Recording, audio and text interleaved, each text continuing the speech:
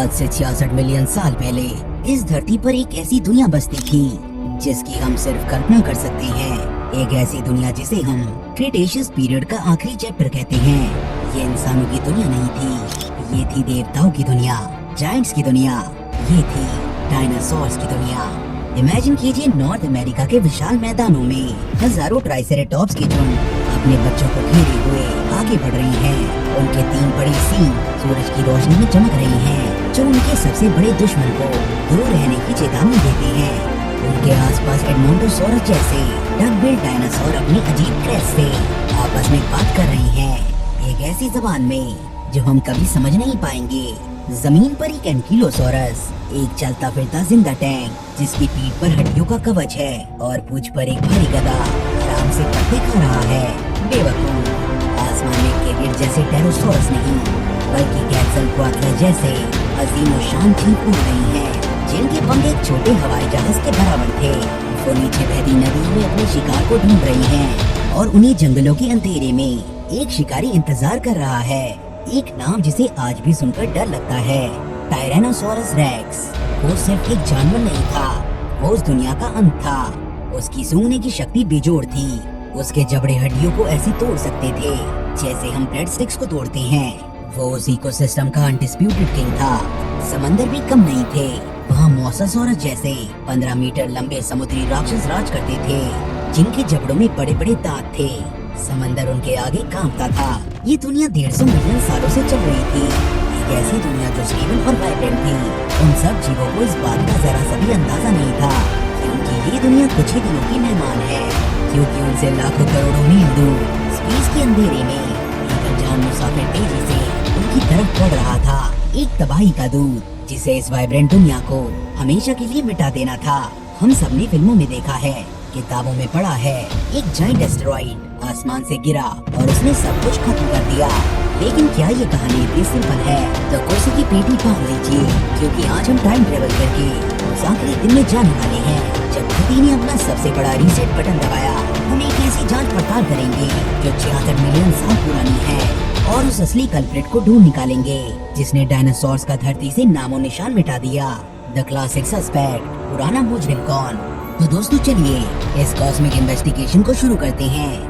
इस कहानी की शुरुआत होती है साल 1980 में। एक टीम थे जिसमें Nobel prize winning physicist Luis Alvarez, उनके बेटे और जियोलॉजिस्ट वॉल्टर एल्वारेज और 2 केमिस्ट फ्रैंक एसारो और हेलन माइकल शामिल थे। वो इटली में कुछ पुरानी चट्टानों की पढ़ाई कर रहे थे। उन्होंने एक अजीब चीज नोटिस की। उन्हें चट्टान की लेयर्स के बीच एक पतली सी काली रंग की मिट्टी की लेयर मिली। इस लेयर को आज हम केपीजी बाउंड्री कहते हैं कि क्रिटेशियस पीरियड के लिए जब डायनासोर जिंदा थे और पीजी पैलेजियन पीरियड के लिए जो उनके पास शुरू हुआ। ये काली लाइन एक जियोलॉजिकल टोमस्टोन की तरह थी जो एक युग के अंत और दूसरे की शुरुआत का निशान था।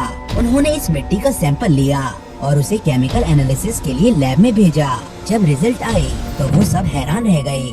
इस मिट्टी में इरिडियम नाम का एलिमेंट आम मिट्टी से 300 गुना ज्यादा था। अब इरिडियम एक बहुत ही खास एलिमेंट है। जब धरती बन रही थी और पिघली हुई हालत में थी तो इरिडियम जैसे एलिमेंट्स ग्रेविटी के कारण धरती के कोर में यानी केंद्र में डूब गए। इसीलिए धरती की ऊपरी सतह पर यानी क्रस्ट पर इरिडियम बहुत ही कम मिलता है, लेकिन एस्ट्रॉइड और कॉमेट्स में इसकी भरमार होती है क्योंकि वो सोलर सिस्टम के उस ओरिजिनल मटेरियल से बने हैं जिसमें सब कुछ मिक्स था। ये एक कॉस्मिक फिंगरप्रिंट था, एक ऐसा सबूत जो चीख चीख कर कह रहा था कि कोई चीज आउटर स्पेस से आकर धरती से टकराई थी। इसी खोज ने इम्पैक्ट थ्योरी को जन्म दिया कि एक बड़ा सा एस्ट्रॉइड धरती से टकराया और उसके बाद जो हुआ वो पृथ्वी के इतिहास का सबसे बुरा दिन था। लेकिन सवाल ये था कि ये एस्ट्रॉइड आया कहां से था? फॉर डिकेड्स हमारे कॉस्मिक डिटेक्टिव का सबसे बड़ा सस्पेक्ट था मेन एस्ट्रॉइड बेल्ट। ये मार्स और जुपिटर के बीच में लाखों करोड़ों चट्टानों का एक कॉस्मिक हाईवे है जहां अलग अलग साइज के पत्थर सूरज का चक्कर लगा रही है। साइंटिस्ट का मानना था कि इन्हीं चट्टानों में से कोई ये शायद किसी दूसरे पत्थर से टकराया या जुपिटर की ग्रेविटी से थोड़ा भटक कर धरती की तरफ आ गया होगा। ये थ्योरी काफी लॉजिकल थी और काफी टाइम तक भी चली, लेकिन इस थ्योरी के साथ एक प्रॉब्लम थी। जैसे जैसे वक्त गुजरा और हमने उस इम्पैक्ट साइट को ढूंढ निकाला, मैक्सिको के युक्तान पेनिनसुला के पास समुद्र के नीचे छिपा 150 किलोमीटर चौड़ा चिक्सेना क्रेटर, वहाँ से मिले सबूत इस एक्स क्लासिक सस्पेक्ट की कहानी से मेल नहीं खा रही थी। क्रेटर से निकाले गए कोर सैंपल्स की chemical composition main asteroid belt के आम पत्थरों से बिल्कुल अलग थी। ऐसा लग रहा था जैसे पुलिस ने गलत आदमी को पकड़ लिया है। केस में एक नए लीड की जरूरत थी और वो लीड छिपी थी उस पत्थर की असली पहचान में। तो अगर वो एस्ट्रॉइड बेल्ट का एस्ट्रॉइड नहीं था तो फिर वो कौन था? यहाँ से हमारी इन्वेस्टिगेशन एक नया और ज्यादा अंधेरा मोड़ लेती है। द न्यू एविडेंस, नए सबूत, नए मुजरिम। जब एक केस ठंडा पड़ जाता है तो डिटेक्टिव नए सुराग ढूंढते हैं। हमारे केस में नए सुराग मिले वो समुद्र के नीचे दबे चिक्सलग क्रेटर के दिल से। साइंटिस्ट ने समुद्र में एक ड्रिलिंग प्लेटफॉर्म लगाया और उस गड्ढे के अंदर जमीन के कई किलोमीटर नीचे तक ड्रिल किया। उन्होंने वहाँ से रॉक प्योर सैंपल्स निकाले जो एक तरह से उस दिन का टाइम कैप्सूल थे। उन्होंने उस 66 मिलियन साल पुरानी मिट्टी को फोरेंसिक लैब में डाला और उसकी केमिकल फिंगरप्रिंटिंग की और उन्हें जो मिला उसने सबको हैरान कर दिया। उन्हें पता चला कि ये एस्ट्रॉइड एक खास किस्म का था जिसे कार्बोनेशियस कॉन्ड्राइट कहते हैं। चलिए इस नाम को ढूंढते हैं। कॉन्ड्राइट का मतलब है कि इस पत्थर में छोटे छोटे गोल दाने थे जिनको कॉन्ड्रोइड्स कहते हैं। ये सोलर सिस्टम के बनने के बाद पिघले हुए डस्ट की बूंदें हैं और कार्बोनेशियस का मतलब है कि ये कार्बन रिच कंपाउंड जैसे कि एमिनो एसिड और यहाँ तक कि पानी से भरपूर था। ये ऐसे पत्थर होते हैं जो सोलर सिस्टम के शुरुआती दिनों में उस फ्रॉस्ट लाइन के आगे बने थे जहाँ इतनी ज्यादा ठंड थी कि पानी और दूसरे गैसेस बर्फ बनकर जम गए। अब इंटरेस्टिंग बात ये है कि carbonaceous chondrite main asteroid belt में बहुत कम पाए जाते हैं। वहाँ के लगभग 95% asteroid dry Rocky S type या एम टाइप होते हैं। कार्बोनेशियस कॉन्ड्राइट्स यानी सी टाइप एस्ट्रॉइड वहाँ एक माइनॉरिटी है। तो अचानक से इतना बड़ा 10 किलोमीटर का कार्बोनेशियस कॉन्ड्राइट कहाँ से आ गया? इसका जवाब मिला सोलर सिस्टम के एक ऐसे अंधेरे और ठंडे कोने में जहाँ सूरज की रोशनी भी ढंग से नहीं पहुँचती। एक ऐसी जगह जो जुपिटर के भी पार है। नया क्राइम सीन था हमारे सोलर सिस्टम का सबसे भारी इलाका जिसे हम ऑट क्लाउड कहते हैं। ऑट क्लाउड हमारे सोलर सिस्टम को घेरने वाला बर्फीले ऑब्जेक्ट्स का एक विशाल गोलाकार खोल है। ये इतना ज्यादा बड़ा है कि इसको पार करने में लाइट को भी 1 साल से ज्यादा का समय लग सकता है। यहाँ अरबों खरबों कॉमेट्स रहते हैं, बर्फ, पत्थर और धूल के गंदे गोले। और यहाँ के ऑब्जेक्ट्स केमिकल तौर पर कार्बोनेशियस कॉन्ड्राइट से बहुत मिलते जुलते हैं। नई थ्योरी ये कहती है कि डायनासोर्स का कातिल कोई आम एस्ट्रॉइड नहीं था बल्कि डीप स्पेस से आया एक लॉन्ग पीरियड कॉमेट था। एक आवारा भटकता हुआ मुसाफिर जो हमारे सोलर सिस्टम के अंधेरे बर्फीले इलाके से अपनी राह भटक गया था। ये बिल्कुल एक हॉलीवुड थ्रिलर जैसा है जहाँ असली कातिल वो निकलता है जिस पर किसी को शक भी नहीं था। Jupiter, the cosmic godfather. अब आप सोच रहे होंगे कि आखिर इतनी दूर से और क्लाउड से कोई चीज धरती तक कैसे पहुंच सकती है। इस कहानी में एक और पावरफुल कैरेक्टर है जो अनजाने में इस जुर्म का सबसे बड़ा साथी बना। वो है हमारे सोलर सिस्टम का बिग ब्रदर, इस कहानी का कॉस्मिक गॉडफादर, ग्रहों का राजा जुपिटर। जुपिटर इतना बड़ा और मैसिव है कि उसकी ग्रेविटी एक कॉस्मिक स्लिंगशॉट की तरह काम करती है। ये सूरज के बाद हमारे सोलर सिस्टम की सबसे पावरफुल चीज है। ये अपनी ताकत से छोटी बड़ी चीजों को या तो सोलर सिस्टम से हमेशा के लिए बाहर फेंक देता है या फिर उन्हें अंदर की तरफ सूरज की तरफ धकेल देता है। कई बार ये हमें बचाता है, इसीलिए इसे अर्थ का प्रोटेक्टर भी कहते हैं। लेकिन इस बार इसने उल्टा काम किया। हार्वर्ड यूनिवर्सिटी के साइंटिस्ट ने सुपर कंप्यूटर्स पर एडवांस सिमुलेशंस रन किए। उन्होंने ऑट क्लाउड से आने वाले कॉमेट्स के रास्ते को आने वाले लाखों साल के लिए मॉडल किया। उन्होंने पाया कि जुपिटर की ग्रेविटी ही वो ट्रिगर थी। उनकी थ्योरी कुछ ऐसी है, एक विशाल long period comet Oort cloud से भटकता हुआ इनर सोलर सिस्टम की तरफ आया। जुपिटर के पास से गुजरते वक्त जुपिटर की जबरदस्त ग्रेविटी ने उसे पकड़कर उसके रास्ते को मोड़ दिया। अब ये कॉमेट एक नए खतरनाक रास्ते पर था जो उसे सूरज के बहुत ज्यादा करीब से ले जा रहा था। ऐसे कॉमेट्स को सन ग्रेजर्स कहते हैं। जब ये विशाल बर्फीला पहाड़ सूरज के इतने पास पहुंचा, तो सूरज की ग्रेविटी और गर्मी ने उस पर असर करना शुरू कर दिया। उसने उस कॉमेट को तोड़ना शुरू कर दिया। वो विशाल कॉमेट कई टुकड़ों में टूट गया और इन्हीं टुकड़ों में से एक जो खुद भी माउंट एवरेस्ट से बड़ा था अपनी तबाही की यात्रा पर निकल पड़ा। मॉडल के अनुसार इस तरह के सनक्रेजर कॉमेट्स के टूटने से धरती से टकराने वाले टुकड़ों की संभावना 10 गुना बढ़ जाती है। जुपिटर ने अनजाने नहीं सही पर उस लोडेड गन का ट्रिगर दबा दिया था। उसने उस ऑट क्लाउड के शांतवासी को एक अस्त्र बनाकर सूरज के पास भेजा और सूरज ने उसे तोड़कर उसके एक हिस्से को धरती के लिए एक फाइनल डेस्टिनेशन बना दिया। दी फाइनल है कयामत का दिन।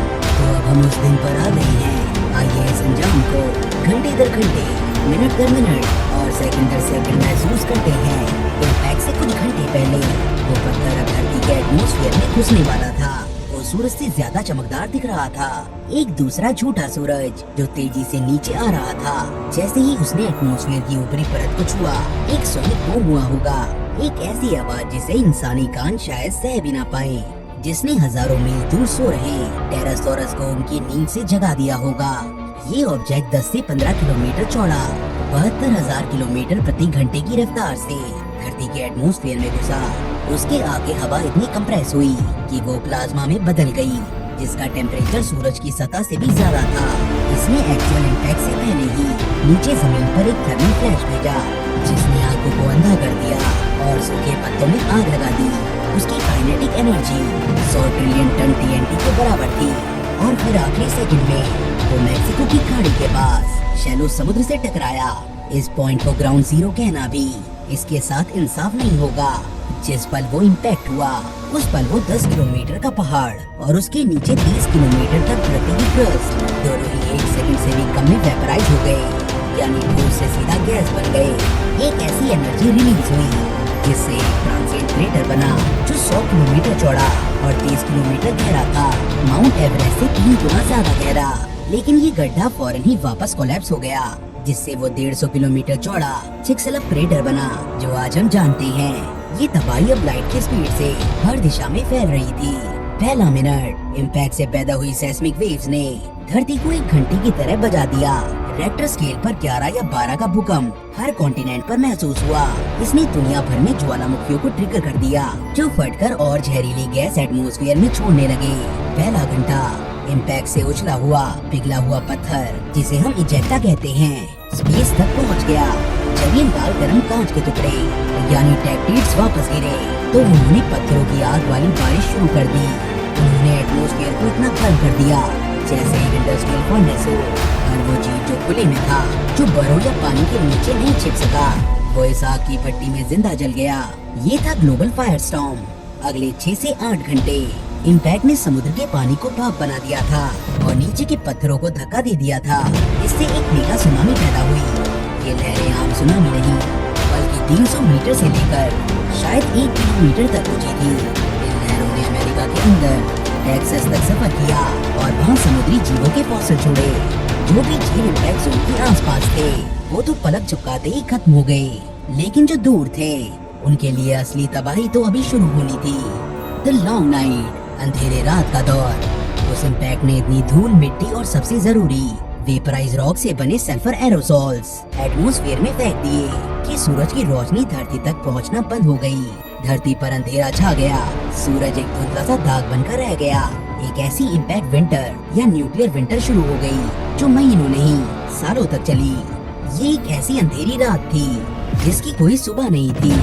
इस अंधेरे और ठंड ने डेडली चेन रिएक्शन शुरू कर दिया, जिसने उन डायनासोर्स को भी मार दिया जो शुरुआती इम्पैक्ट से बच गए थे। चलिए इस स्लो डेथ को विस्तार में समझते हैं। Photosynthesis shutdown and temperature drop. सूरज की रोशनी के बिना पेड़ पौधे और उनका खाना बनाने का प्रोसेस अचानक से बंद हो गया।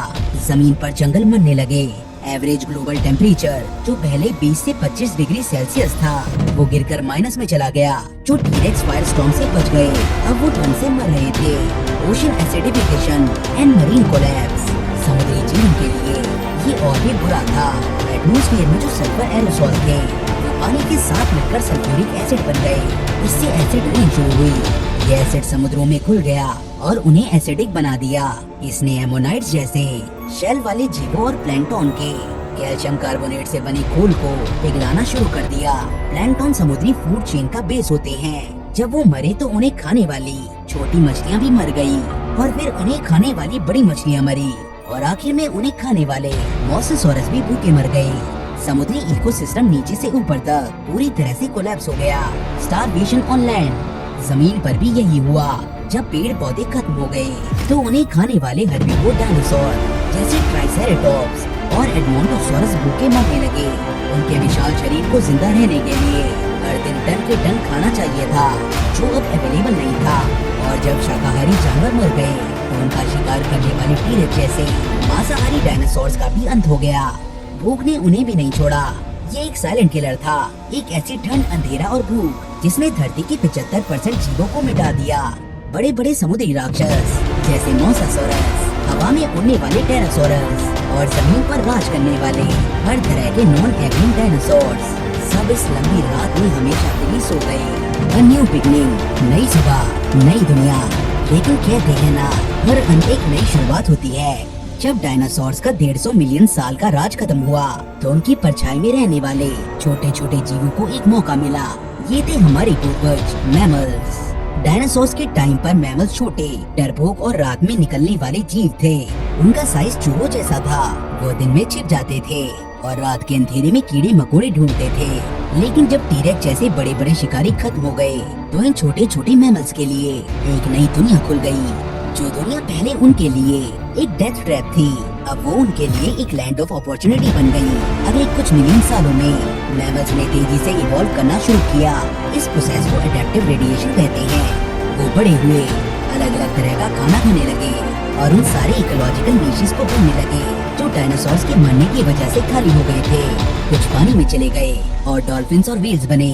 कुछ ने आसमान में उड़ना सीखा और बैट्स बन गए और कुछ जमीन पर ही रहे और घोड़े, हाथी, शेर और बंदर बने। इन्हीं बंदरों की शाखा से आगे चलकर हम इंसान इवॉल्व हुए। अगर वो ऑट क्लाउड का आवारा पत्थर उस दिन जुपिटर से ना टकराया होता, अगर सूरज ने उसे तोड़ा ना होता और अगर उसका एक टुकड़ा धरती से टकराया ना होता तो शायद आज इंसान इस धरती पर ना होते। हमारा अस्तित्व उस तबाही का एक बाय प्रोडक्ट है। हम उस रात से उठे हैं जो डायनासोर्स के अंत से बची थी। Conclusion, a cosmic lottery and a warning. तो दोस्तों, डायनासोर की अंत की ये कहानी एक सिंपल एस्टेरॉयड हिट से कई ज्यादा कॉम्प्लेक्स और फैसिनेटिंग है। ये एक ऐसी कहानी है जिसमें अनजान मुजरिम है, अनजान साथी है और एक ऐसा कॉस्मिक इवेंट है जिसने हमारी धरती की किस्मत हमेशा के लिए बदल दी। ये कहानी दो जरूरी सबक सिखाती है। पहला ये कि साइंस कैसे काम करती है। एक थ्योरी आई, नए सबूत मिले और उस सबूत की बुनियाद पर एक नई बेहतर थ्योरी बनी। साइंस कोई पत्थर की लकीर नहीं बल्कि सच की एक लगातार खोज है। और दूसरा सबक एक चेतावनी है। ये हमें याद दिलाती है कि हम इस ब्रह्मांड में कितने छोटे हैं। एक छोटी सी कॉस्मिक घटना, एक आवारा पत्थर का गलत मोड़ लेना पूरे प्लेनेट का इतिहास बदल सकता है। लाइफ जैसे कि हम जानते हैं एक कॉस्मिक लॉटरी की तरह है। डायनासोर्स का टिकट एक्सपायर हो गया और हमारा लग गया। आज हम इंसान उस ताकत को समझने लगे हैं। हम टेलीस्कोप से आसमान को स्कैन कर रहे हैं और खतरनाक एस्टेरॉयड को ढूंढ रहे हैं। नासा का डार्ट मिशन इसका एक प्रमाण है, जहां इंसानों ने पहली बार जानबूझकर एक स्पेसक्राफ्ट को एस्टेरॉयड से टकराकर उसके रास्ते को बदला। हम सिर्फ अब इस कॉस्मिक शूटिंग गैलरी में बैठे निशान नहीं है, हम अपने बचाव के लिए तैयारी कर रहे हैं। लेकिन आखिरी सवाल ये है, क्या हम अकेले हैं और क्या इतिहास अपने आप को दोहराता है? इन्हीं सवालों के साथ मैं आपसे विदा लेता हूँ। अगर आपको ये कॉस्मिक इन्वेस्टिगेशन पसंद आई तो इस वीडियो को लाइक करें, अपने दोस्तों के साथ शेयर करें और साथ ही साथ हमारे चैनल को सब्सक्राइब करना ना भूलें। आप हमें कमेंट्स में बताएं कि इस नई थ्योरी के बारे में आप क्या सोचते हैं। अगले वीडियो तक सोचते रहिए, सीखते रहिए।